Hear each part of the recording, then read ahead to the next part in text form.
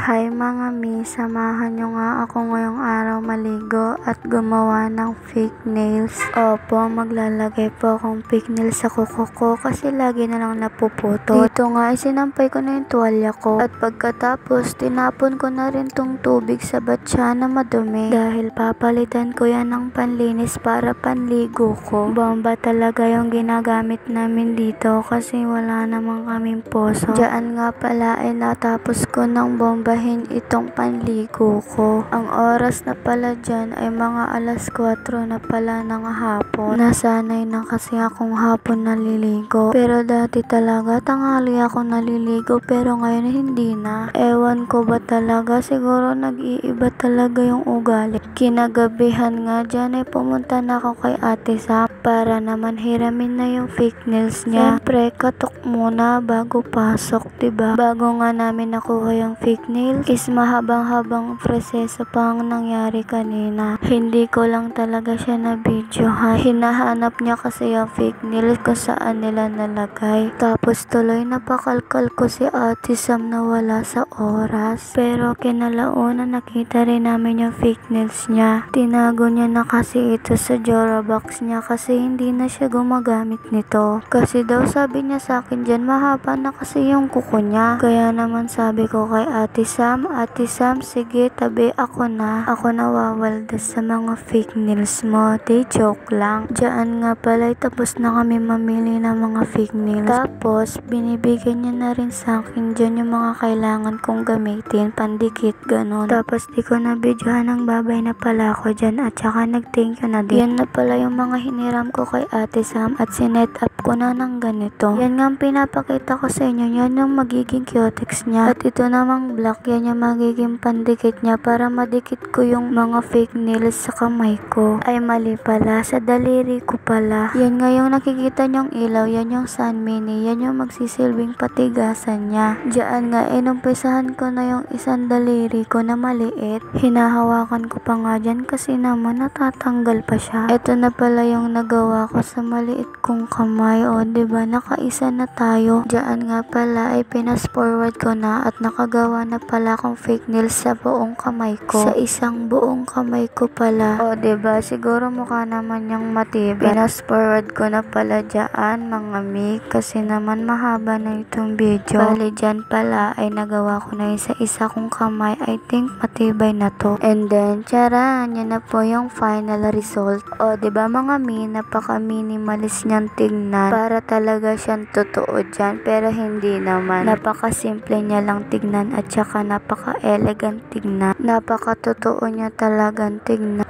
Paano ba yan guys? Hanggang dito na lang. Salamat sa pagsama.